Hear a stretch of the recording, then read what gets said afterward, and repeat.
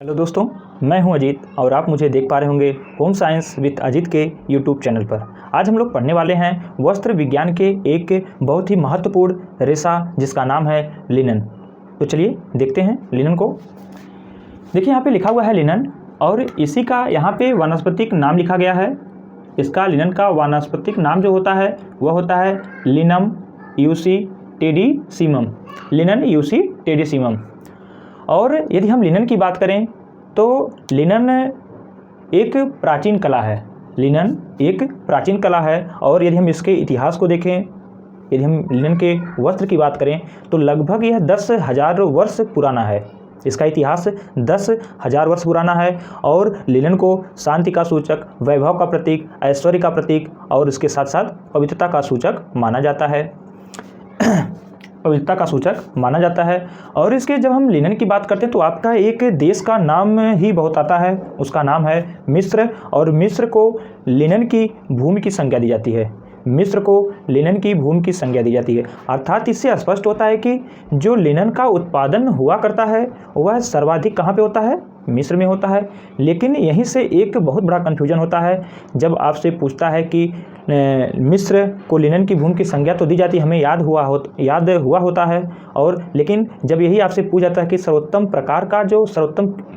प्रकार का लिनन किस देश से प्राप्त होता है तो वहाँ पे उसका नाम चेंज हो जाता है। वो उस देश का नाम है आयरलैंड। यानी कि जब सर्वोत्तम किस्म की बात करें, किस्म का लिनन हमें किस देश से प्राप्त होता है तो आपका नाम आता है आयरलैंड। और वहीं पर अगर भूमि की बात करें, कहाँ की किस देश की भूमि को लिनन की संज्ञा दी जाती है तो आपका नाम आता है मिस्र। और उत्पादन की बात करें तब भी आपका नाम आएगा मिस्र। मिस्र को ही इंग्लिश में इजिप्ट कहते हैं। कभी कभी मिस्र ना दे करके सिर्फ उसका ट्रांसलेट करके आपका इजिप्ट दे देता है, तो इसे ध्यान रखना चाहिए। लेकिन हाँ, यहीं पर जब उसकी गुणवत्ता की बात आ गई, सर्वोत्तम प्रकार के लिनन की बात आ गई, तो आप लोग देखेंगे कि जो लिनन होता है ये आपके दो प्रकार का होता है। एक आपका होता है सफ़ेद फूल वाला और एक आपका होता है नीला फूल वाला। जो उसमें नीला फूल वाला लिनन होता है वह सर्वोत्तम प्रकार का होता है, यानी कि उसकी क्वालिटी अच्छी होती है, उससे जो हमें रेशा प्राप्त होता है वह उच्च गुणवत्ता का प्राप्त होता है। चलिए, तो यहाँ तक बात हो गई। अगर हम बात करें जो है लिनन की भूमि किस देश को जाना जाता है, किस देश की भूमि को लिनन की भूमि के नाम से जाना जाता है तो आपका मिस्र हो जाएगा। और किस देश से सर्वोत्तम प्रकार का लिनन प्राप्त होता है तो वह नाम निकल के आएगा आयरलैंड। अब देखिए, जो आपका लिनन होता है, लिनन के उत्पादन के लिए सर्वप्रथम 6 वर्ष तक इसकी भूमि को उपजाऊ बनाया जाता है, यानी कि उसकी जुताई की जाती है, उसमें फर्टिलाइजर डाला जाता है। इस प्रकार से इसकी प्रक्रिया चलती रहती है, लगभग 6 वर्ष तक चलती है। और 7वें वर्ष जाकर के लिनन की खेती की जाती है।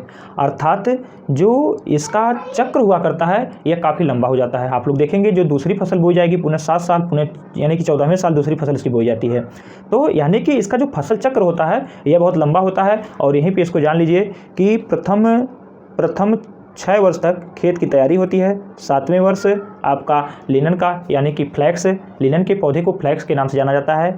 फ्लैक्स का पौधा बोया जाता है और इसका पौधा 7वें वर्ष बोया जाता है। और जिसके कारण 7 वर्ष में नंबर आ रहा है, इसलिए इसकी जो अवधि होगी, इसका जो चक्र होगा यह बहुत लंबा हो जाएगा।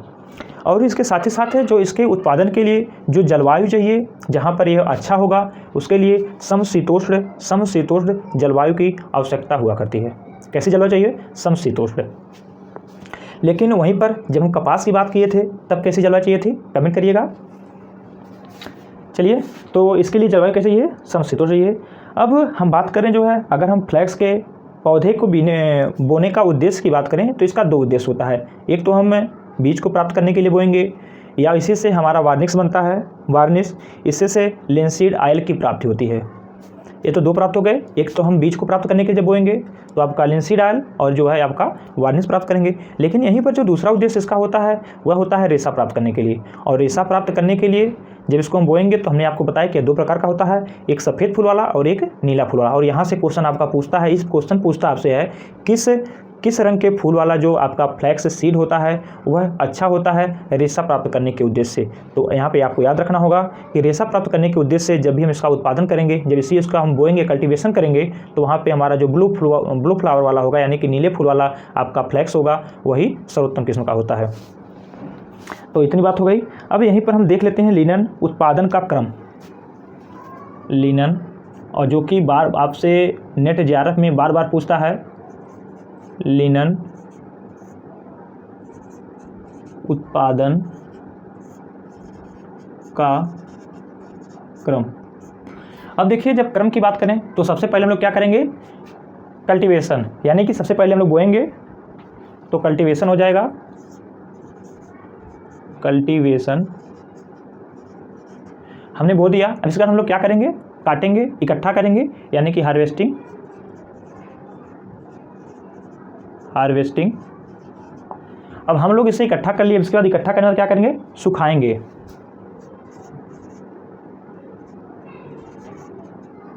Drawing, DRYING। अब सबसे पहले हमने बोया, पुनः इसको काट लिया, इकट्ठा कर लिया, पुनः इसको सुखा दिए। अब सुखाने के बाद क्या होगा, पत्ती झड़ जाएगी। पत्ती को झड़ना यानी कि रिपलिंग। रिपलिंग पत्ती झड़ने के बाद की प्रक्रिया होती गलाना। गलाने को कहते हैं रेटिंग।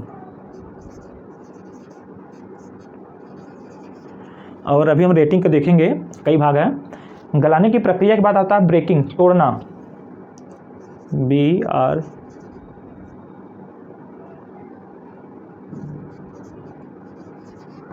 ब्रेकिंग, तोड़ना। उसके बाद है डार्टिंग। डार्टिंग मीन्स होता है पीटना। डार्टिंग, पीटना। उसके बाद आ जाएगा स्क्रैचिंग।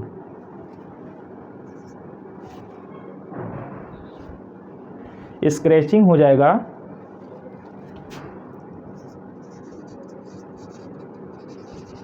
यानी कि पीट पीट कर अलग करना। इसका जाए कंघी करना, यानी कि कॉम्बिंग।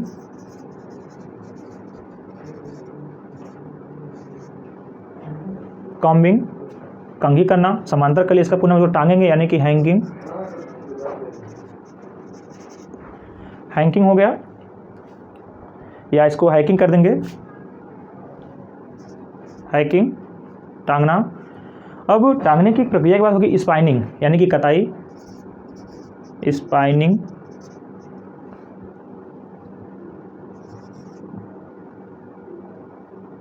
स्पाइनिंग। जब स्पाइनिंग की क्रिया कताई होगी, उसके बाद होगी बुनाई, वीविंग। जब बुनने की प्रक्रिया कंप्लीट हो जाएगी, तब हम करेंगे फिनिशिंग।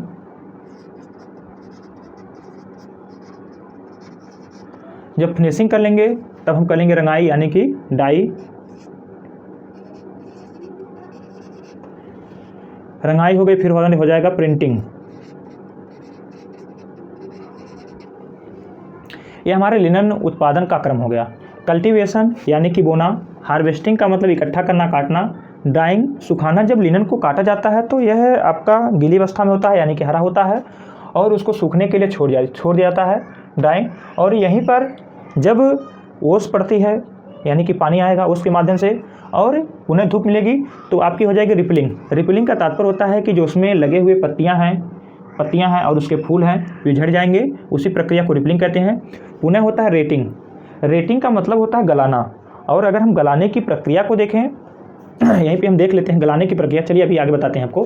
ये आपका कई प्रकार से किया जाता है। रेटिंग की बात आती है, कई प्रकार से किया जाता है। जैसे कि आपका बहते हुए ताज़े पानी में, ठंडे पानी में, लकड़ी के पात्र में, ओस में, और रासायनिक विधि के द्वारा ये प्रक्रिया आपकी की जाती है, रेटिंग। पुनः आता है ब्रेकिंग। ब्रेकिंग मीन्स तोड़ना। तोड़ने की प्रक्रिया अर्थात जब हम लोग देखते हैं कि जो हमारा फ्लैक्स होता है, बीच में उसके डंठल होता है, उसके ऊपर रेसे लगे होते हैं। इस तरह से है, बीच में आपका डंठल है और उसके ऊपर रेसे होते हैं। इसको ब्रेकिंग, उसको तोड़ा जाता है। ब्रेकिंग, तोड़ा जाता है। अब देखिए डार्टिंग। डार्टिंग का मतलब पीटना। उसको पीट दिया जाता है जगह जगह से। पुनः स्क्रैचिंग, यानी कि उसको पीट पीट कर जो उसके बीच से जो उसकी रेसे ऊपर हैं, उसके बीच में जो डंठल है, उसको निकाल लेना, स्क्रैचिंग। उसके बाद आता है कॉम्बिंग। कॉम्बिंग मतलब कंघी करना। जो हमारा रेसा है उसको कंघी कर करके एक समानांतर क्रम में ला देना, यही आपका होता है कॉम्बिंग। ये होता है हैकिंग। हैकिंग मतलब हो गया टांगना, लटकाना, यानी कि जो हमने समानांतर कर लिया, पुनः उसको हम प्राप्त रेसे को लटका देते हैं, हैकिंग कर देते हैं। पुनः होती है आपकी स्पाइनिंग। स्पाइनिंग का मतलब होता है कताई करना। और जब कताई होगी, यानी कि धागा बनाने की प्रक्रिया है स्पाइनिंग। तंतु को स्पाइनिंग से ही हमें धागे प्राप्त होता है। और स्पाइनिंग होने के बाद हमारी होती है बुनाई, वीविंग। वीविंग की प्रक्रिया होने के बाद हम करते हैं उस पर फिनिशिंग। और फिनिशिंग जब हो जाती है, उस पर हम करते हैं डाइंग, यानी कि रंगाई करते हैं, उस पर हम करते हैं प्रिंटिंग। तो ये हमारे लिनन के उत्पादन का क्रम हो गया। अब हमने आपको कहा कि आपकी जो रेटिंग होती है 3-4 विधि इसकी है, उसको हम लोग यहीं पे देख लेते हैं। देखिए रेटिंग की बात करें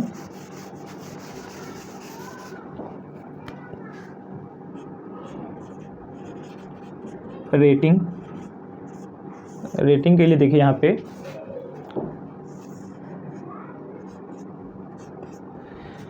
सबसे पहले पानी में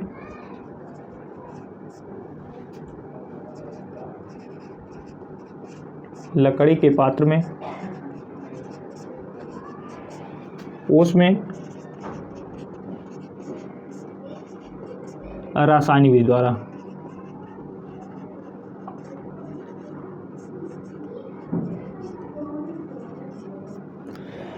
जब पानी की बात करते हैं तो इसके लिए हमें चाहिए शुद्ध पानी, बहता हुआ ताज़ा ठंडे पानी। इसमें जो है फ्लैक्स का पौधा है, जो उसका तना है, उसको 2 सप्ताह तक 2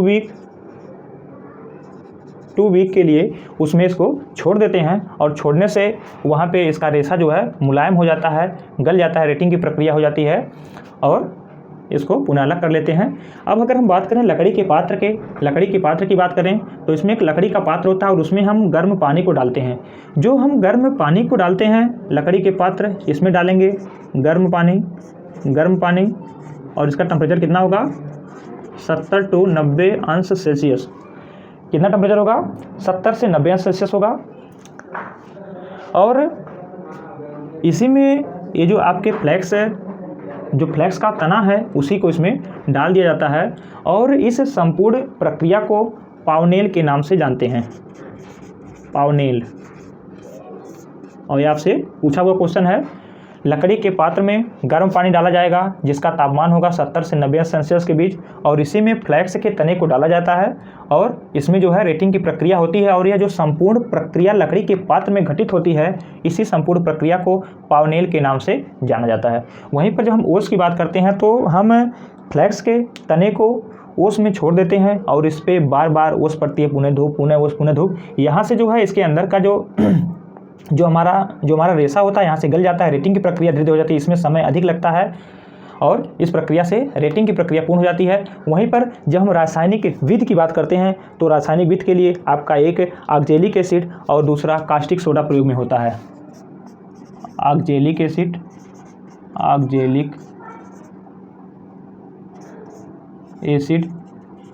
और आपका दूसरा जो विरोग होता है कास्टिक सोडा।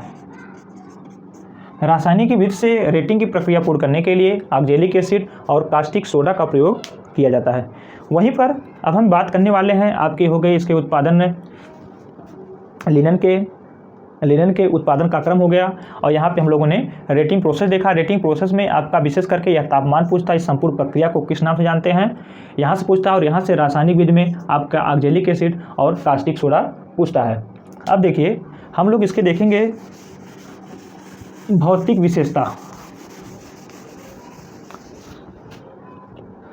विशेषता की बात करेंगे। भौतिक विशेषताएं, सबसे पहले हम इसकी बात कर लें लंबाई की। लंबाई, जो आपका लिनन होता है वनस्पति जगत से प्राप्त सबसे लंबा रेशा होता है। इसकी जो लंबाई होती है वह आपकी 10 से 20 इंच तक होती है।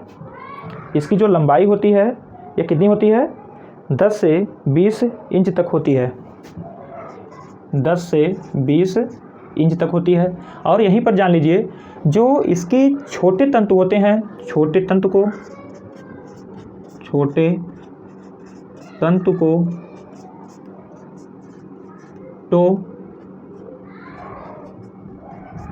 टो के नाम से, जबकि बड़े तंतु को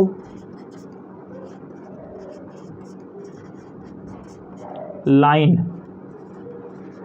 के नाम से जाना जाता है। लेकिन यहीं पे आपको ज़रा सा कन्फ्यूजन होगा, जब आप लोग कपास पढ़ते हैं तो कपास के छोटे तंतु को नाइल के नाम से जाना जाता है। कपास के छोटे तंतु को नाइल, जो कि बार बार परीक्षा का भाग बनता है। यहाँ से नाइल और यहाँ से लाइन आपको बार बार कंफ्यूज कर सकता है।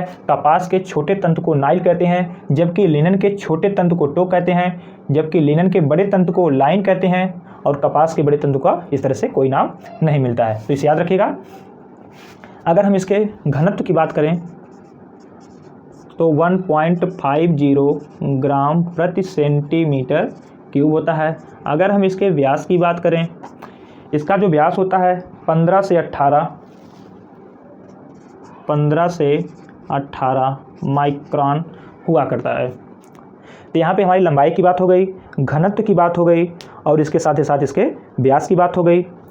यहीं पर अगर हम इसके संगठन की बात करें, जो आपका लिनन है उसका संगठन की बात करें तो इसमें होता है carbon plus hydrogen plus oxygen plus pectin. Pectin आपका इसमें एक प्रकार का गोंद है जो कि कितना पाया जाता है 25%। आपको पता है कि यह वनस्पति जगत का है, यानी कि इसमें अगर हम सेलुलोज की बात करें तो आपका 66 से 70% आपका सेलुलोज पाया जाता है। जबकि आपके पैक्टिन की बात करें तो 25% पैक्टिन हो गया। और अगर इसमें अशुद्धियों को देखें तो आपका 5 से 8% इसमें अशुद्धियाँ पाई जाती हैं। अब वहीं पर जब हम कपास की बात करते हैं तो कपास से जो यह अलग है सिर्फ आपका इसमें पाए जाने वाला जो गोंद है और पैक्टिन है। और कपास की आपकी जो संरचना थी वो आपके कार्बोनिलिक समूह का एक तंतु एक कोशिकीय रेशा था और उसमें भी कार्बन हाइड्रोजन और ऑक्सीजन था, जबकि उसमें पैक्टिन उपस्थित नहीं था। यह पैक्टिन आपका गोंद है और यही एक उससे अलग है, इसीलिए आपकी परीक्षा का बार बार भाग बनता है। पूछा जाता है आपसे कि आपके लिनन में पाया जाने वाला गोंद कौन सा है, आपसे पूछ देता है तो ध्यान रखिए उसका नाम है पैक्टिन। और प्रतिशत मात्रा में कितना है तो ये अपनी हिस्सेदारी 25% रखता है, यानी कि 1/4 हिस्सा अपना जो है यह रखता है लिनन में। और इसीलिए यह जो है बार बार परीक्षा का आपसे भाग बनता है। अच्छा देखिए, यहीं पर जो हमने आपसे कहा जो है वनस्पति जगत का सबसे मजबूत रेशे की बात आती है तो आपका नाम आता है लिनन। लेकिन वहीं से जब आपसे क्वेश्चन इस तरह से पूछे कि प्राकृतिक जगत का सबसे मजबूत रेशा कौन सा होगा तो वहीं पे आपका नाम हो जाता है कौन सा, रेशम।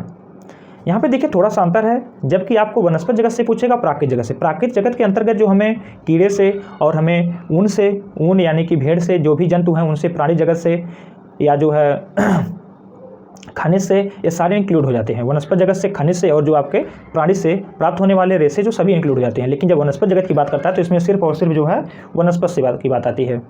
और इसी प्रकार जब आपसे पूछे वनस्पति जगत का सबसे मजबूत और सबसे लंबा रेशा कौन सा तो आपका नाम आता है लिनन। लेकिन वहीं पर जब प्राकृतिक जगत से पाए जाने वाला सबसे मजबूत और सबसे लंबा रेशा कौन सा है तो वहाँ पे नाम आता है रेशम। इसे आपको ध्यान रखना होगा, बहुत छोटी सी बारीकी है और जो कि बार बार आपके परीक्षा का भाग बनता है। अगला आता है, यह जो होता है आपका लिनन होता है। हाँ, यहीं पर एक छोटा सा चीज़ आपको बता दूं कि लिनन की बात हो गई। लिनन के महीन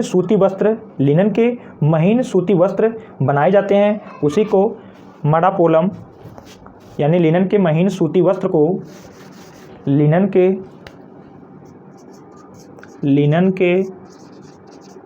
महीन सूती वस्त्र को मडापोलम के नाम से जाना जाता है। यहाँ पे इसे आपको याद रखना होगा, मडापोलम। तो चलिए, अभी हमारी वीडियो लगभग 22 मिनट की हो चुकी है और वीडियो हो जाएगी कट, इसीलिए इस वीडियो को हम यहीं तक रखते हैं। उन्हें जो हमारा बाकी का लिनन के जो भी इंपॉर्टेंट फैक्टर बचे हैं, इंपॉर्टेंट चीज़ बची है, हम इसको करेंगे नेक्स्ट वीडियो में। चलिए, यदि आपको वीडियो पसंद आया हो तो वीडियो को लाइक करिए, चैनल पे पहली बार विजिट कर रहे हो तो चैनल को सब्सक्राइब करिए। और इसी के साथ धन्यवाद, पुनः मिलते हैं किसी नेक्स्ट वीडियो में।